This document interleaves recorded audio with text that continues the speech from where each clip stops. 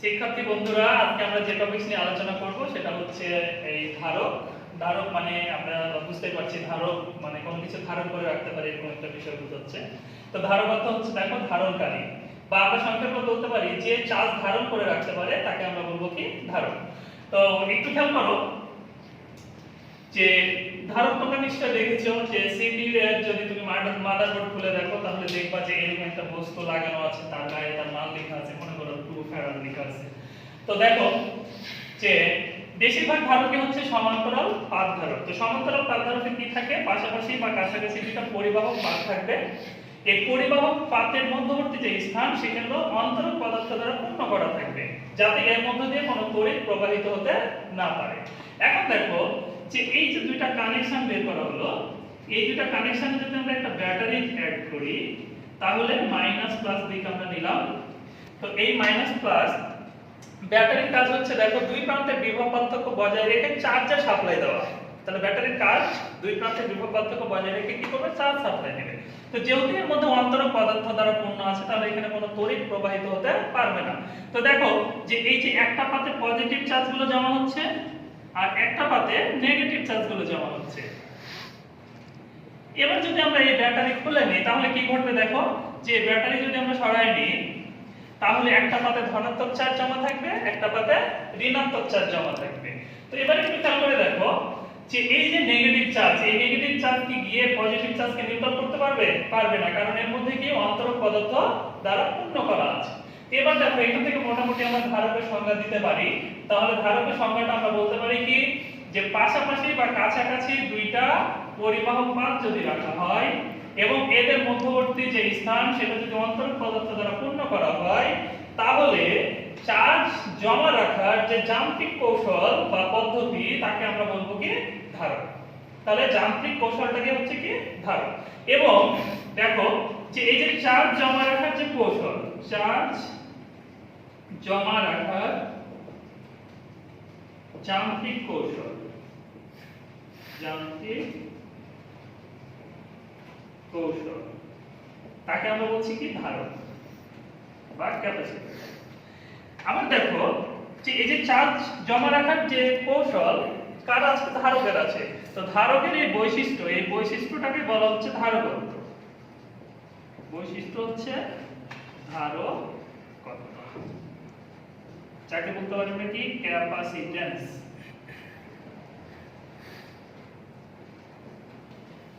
এবার একটু খেয়াল করো যে এই যে দুই প্রান্তের বিভব পার্থক্য আমি বলেছিলাম যে ব্যাটারির কাজ হচ্ছে দুই প্রান্তের বিভব বজায় রেখে চার্জের সাপ্লাই দেওয়া। তাহলে দেখো যে এই যে ভি বিভব বজায় রাখতে যদি কিউ চার্জের প্রয়োজন হয় তাহলে একক বিভব পার্থক্য বজায় রাখতে প্রয়োজন হচ্ছে কিউ বাই ভি। তো একক বিভব পার্থক্য বজায় রাখতে যে চার্জের প্রয়োজন তাকে বলা হচ্ছে কি ধারকত্ব। একে সি দ্বারা প্রকাশ করা হয়। তাহলে দেখো যে সি ইকুয়াল টু আমরা পেলাম Q by V, C equal to Q by V. তাহলে এর একক হচ্ছে চার্জের একক কুলম্ব আর ভি হচ্ছে ভোল্ট। তাহলে কুলম্ব বা ভোল্ট, যাকে আমরা সংক্ষেপে বলতে পারি ফ্যারাড এর। তাহলে দেখো যে 2 ফ্যারাড অর্থ কি, C equal to Q by V. তাহলে একক বিভব পার্থক্য বজায় রাখতে যদি 2 কুলম্ব চার্জের প্রয়োজন হয় তাহলে তাকে আমরা বলবো কি 2 ফ্যারাড। এরপর আমরা চলে যাই যে গোলাকার পরিবাহের ধারকত্ব সম্পর্কে একটু আমরা আলোচনা করে নিই। এবার একটু খেয়াল করো যে আমরা যে টপিক নিয়ে আলোচনা করছি সেটা হচ্ছে গোলাকার পরিবাহের ধারকত্ব। তো দেখো এখানে এই একটা গোলাকার পরিবাহের কেন্দ্র হচ্ছে ও আর এবং ব্যাসার্ধ হচ্ছে আর। এর পৃষ্ঠে যদি আমরা কিউ চার্জ দিই তাহলে কি হবে, এর পৃষ্ঠে সুষমভাবে চার্জগুলো কি হয়ে যাবে, বন্টন হয়ে যাবে। তাহলে আমরা বলতে পারি যে পৃষ্ঠের চার্জ হচ্ছে প্লাস কিউ। এখন দেখো যে এই যে গোলাকার পরিবাহী বল রেখাগুলো কি হয়, এর পৃষ্ঠে লম্বভাবে অবস্থান করে। তাহলে এই বল রেখাগুলোকে যদি আমরা পিছন দিকে বাড়াই তাহলে মনে হবে যে বল রেখাগুলো কেন্দ্র ও থেকে আসছে, তাই না? তাহলে এবার যদি আমরা চিন্তা করি যে কেন্দ্রে একটা চার্জ আমরা প্লাস কিউ দিচ্ছি, তাহলে প্লাস চার্জ যদি আমরা কেন্দ্রে চিন্তা করি তবুও বল রেখাগুলোর সংখ্যা এবং প্রকৃতি সেম একই হবে। কার মতো হবে, তো পৃষ্ঠে যখন আমরা চার্জ রাখবো তখন বল রেখাগুলো যেরকম হবে, কেন্দ্রে রাখলে বল রেখাগুলো সেম হবে। তো দেখো যে পৃষ্ঠের চার্জ প্লাস কিউ আর বিভব হচ্ছে ভি। তাহলে ধারকত্ব সি ইকুয়াল টু আমরা বলতে পারি কত, কিউ বাই ভি। ধারকত্বের সংখ্যা থেকে একক বিভব পার্থক্য সৃষ্টি করতে যে পরিমাণ চার্জের প্রয়োজন, তাহলে দেখো এখান থেকে আমরা v কত লিখতে পারি, q বাই c। এবার খেয়াল করো যে যেহেতু আমি বললাম যে পৃষ্ঠে যদি আমরা q চার্জ রাখি বলরেখার সংখ্যা এবং প্রকৃতি, k তে চার্জ রাখলে বলরেখার সংখ্যা প্রকৃতি একই সমান হয়, তাহলে এই ক্ষেত্রে পৃষ্ঠের বিভব v আমরা জানি 1/4 পাই এপসিলন নট, উপরে হয় চার্জ আর নিচে হয় দূরত্ব, তাহলে পৃষ্ঠের কত r, বা আমরা বলতে পারি কি ব্যাসার্ধ। তাহলে এখান থেকে দেখো v আমরা পেলাম 1/4 pi epsilon nought q by r। তো এই দুটো বিভবের ইকুয়েশনকে যদি আমরা একত্রে করি তাহলে লিখতে পারি যে q by c 1/4 pi epsilon nought q by r। তাহলে ওখানে কি q কেটে দাও, তাহলে c আমরা কত লিখতে পারি 4 পাই এপসিলন নট। এটা কার জন্য, শূন্য মাধ্যমের জন্য, আর যে কোনো মাধ্যমে হলে কি হয় এটাকে গুণ করতে হয় পরবর্তী বিভব।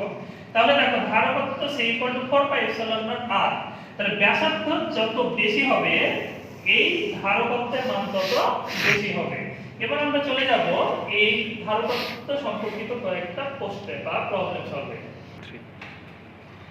আমরা প্রশ্নটা একটু খেয়াল করি যে প্রশ্নে বলা হচ্ছে যে 27টি 20টি ফোঁটা বা ছোট ফোঁটা মিলে একটি বড় ফোঁটায় পরিণত হয়। তাহলে 27টি 20টি ছোট ফোঁটা মিলে একটা বড় ফোঁটায় পরিণত হয়েছে।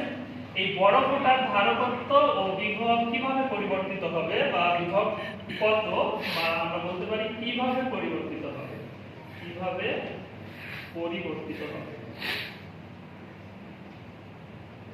খুবই গুরুত্বপূর্ণ প্রশ্ন এবং সৃজনশীলের জন্য এই টপিকটা আমাদের অবশ্যই ভালো মতো বুঝতে হবে। তো একটু খেয়াল করো যে ধারকত্বের সংজ্ঞা থেকে আমরা জানি c q বাই v, আবার বলাকার পরিমাণের ধারকত্ব পেয়েছি c 4 pi epsilon not r। এই দুটো আমরা পেয়েছিলাম। এখন দেখো যেগুলোতে কি কি আছে, ধারকত্ব আছে, চার্জ আছে, বিভব আছে, আর ব্যাসার্ধ আছে। তাহলে যদি আমরা বড় ফোঁটা এবং ছোট ফোঁটা দুই ধরনের যেহেতু ফোঁটা, একটু মনোযোগ দিতে হবে তোমাদের যে বড় ফোঁটার ক্ষেত্রে আমরা প্রথমে ধরে নিচ্ছি ধারকত্ব। এই ধারকত্বকে আমরা ধরলাম c, বিভব v,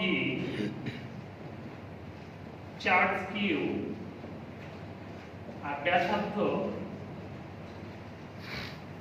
বড়। একইভাবে যদি আমরা ছোট ফোঁটার জন্য ধরি, তাহলে ছোট ফোঁটার ক্ষেত্রে ধারকত্ব আমরা ধরলাম c1, বিভব v1, চার্জ ছোট q, ব্যাসার্ধ ছোট। তাহলে দেখো ধারকত্ব যদি আমরা c জানি 4 পাই এপসিলন নট ইনটু r, বা r হচ্ছে কি ব্যাসার্ধ, তাহলে ছোট বড় ফোঁটার ধারকত্ব বড় c আমরা নিচ্ছি, তাহলে কত হবে 4 পাই এপসিলন নট, এই ছোট আর হবে না বড়, আর যেহেতু বড় ফোঁটা তাহলে হবে বড়। তাহলে ছোট ফোঁটার জন্য ধারকত্ব c1 কত হবে 4 পাই এপসিলন নট, নিশ্চয় ছোট আর। তাহলে এটা পেলাম বড় ফোঁটার ধারকত্ব, এটা পেলাম ছোট ফোঁটার ধারকত্ব। এখন খেয়াল করে দেখো যে 27টি 20টি ফোঁটা মিলে একটা বড় ফোঁটায় পরিণত হয়েছে, তাহলে একটা ছোট ফোঁটার আয়তন কত?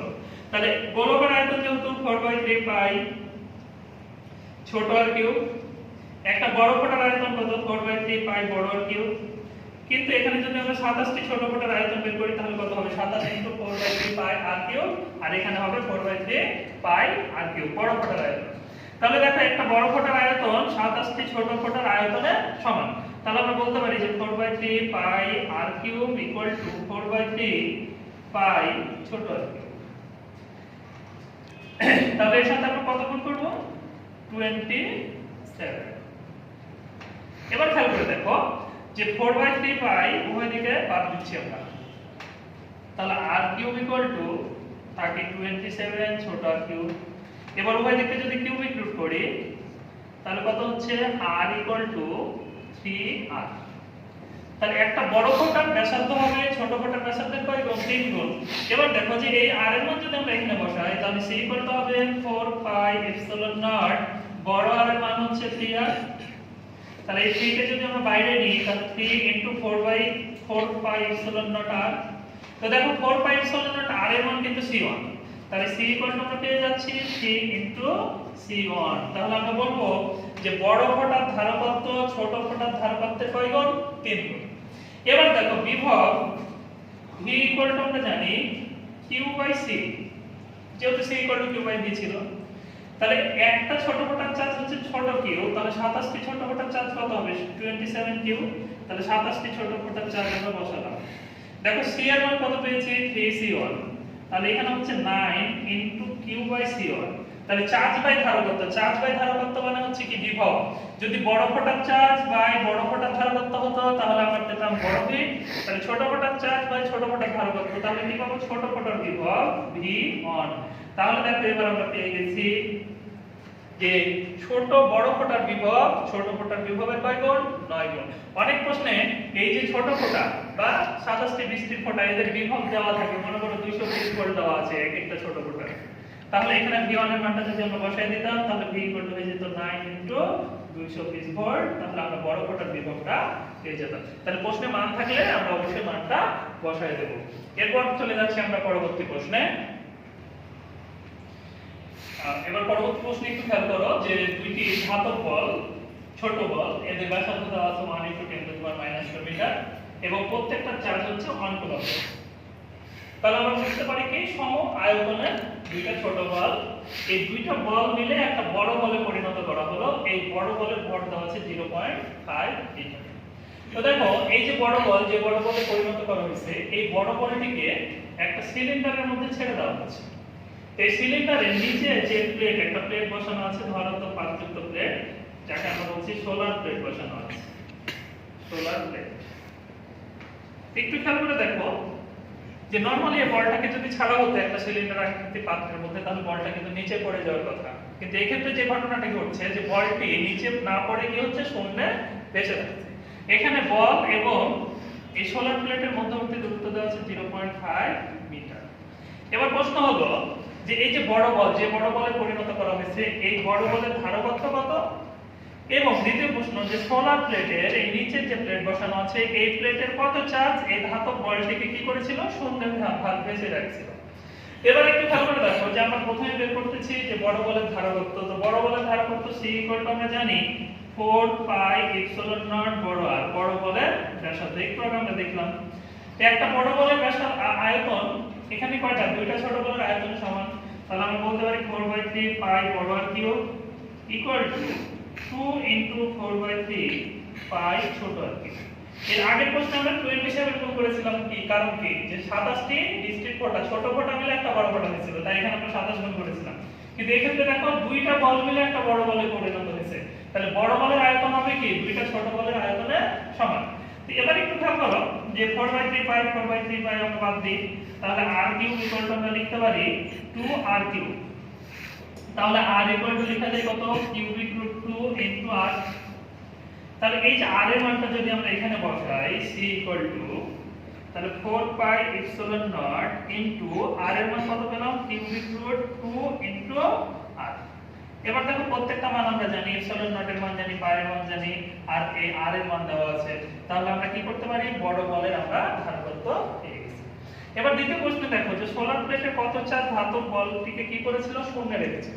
তাহলে এই যে বড় বলের চার্জ কত দেখো ছোট দুইটার চার্জের সমান, তাহলে 1 + 1 ইকুয়াল টু হচ্ছে 2 কুলম্ব, এটা ধরলাম আমরা q1, অবশ্যই +2 কুলম্ব। এই সোলার প্লেটের চার্জ আমরা ধরে নিয়েছি q2, এই চার্জটাই কিন্তু আমাদের বের করতে হবে কত চার্জ। তাহলে দেখো যে এখানেও চার্জ আছে প্লাস, উপরে এই বলের চার্জ হচ্ছে প্লাস, তাহলে পরস্পরকে কি করেছে বিকর্ষণ করেছে। বিকর্ষণ বলের মান কুলম্বের সূত্র থেকে আমরা বের করতে পারি 1/4πε0 q1 q2 by r square, তাহলে q1 * q2 বাই r, দূরত্ব স্কয়ার, এই দূরত্বকে আমরা বলছি r, তাহলে r স্কয়ার। আবার দেখো এই বলের একটা ওজন কোন দিকে কাজ করে, নিচের দিকে, w ইকুয়াল আমরা কত জানি mg। এবার একটু খেয়াল করো যে এই যে বিকর্ষণ বল পরস্পরকে বিকর্ষণ করছে, এই বিকর্ষণ বলের মান F এর মান যদি ওজনের চাইতে কম হয়, ওজন যদি বেশি হয় তাহলে কি করবে, তাহলে ওজন যদি বেশি হয় বিকর্ষণ কম হয় তাহলে কি হয় বলটা নিচে পড়ে যাবে। আবার যদি এই ওজন এবং বিকর্ষণ বল সমান হয় তাহলে কি হবে নিচেও পড়বে না ছেড়েও যাবে না, তাহলে কি হবে শূন্যে ভেসে থাকবে। আবার দেখো যদি বিকর্ষণ বলের মান বেশি হয়ে যায় ওজনের চাইতে তাহলে কি হবে, তাহলে এই বলটি নিচে তো আসার কোনো প্রশ্নই ওঠে না, কি হবে বাইরে ছিটকে পড়ে যাবে। তাহলে আমাদের বের করতে হবে কি বলেছে যে ধাতবের বলটিকে কি করেছিল শূন্যে রেখেছিল, তাহলে এই F এবং W কি হবে সমান হবে। তাহলে এই দুটো যদি ইকুয়াল নিই তাহলে আমরা লিখতে পারি mg = 1/4πε0 q1 q2 by r square. তাহলে দেখো m এর মান দেওয়া আছে 0.5, g এর মান আমরা জানি 1/4 এপসিলন নট এর মান আমরা জানি 9 × 10⁹। q1 এর মান দেখো কত 2, তাহলে 2 কুলম্ব দেওয়া আছে। q2 আমাদের বের করতে হবে আর r এর মান দেওয়া আছে 0.5। তাহলে আমরা ক্যালকুলেশন করলে এখান থেকে কিসের মান পাবো, q2 এর মান পেয়ে যাব। এটাই হচ্ছে আমাদের অ্যানসার। এই প্রশ্নটা তোমাদের সৃজনশীলের জন্য খুবই গুরুত্বপূর্ণ, তোমরা এই টপিকসগুলো ভালোমতো দেখবা। আমরা পরবর্তী ক্লাসে যে টপিকগুলো আলোচনা করব সেটা হচ্ছে ধারকের শ্রেণী সমবায়, সমান্তরাল সমবায়, তারপরে ধারকের সঞ্চিত শক্তি, সমান্তরাল পাত ধারকের ইকুয়েশনগুলো আমরা নেক্সট ক্লাসে দেখব। আজকে এ পর্যন্তই।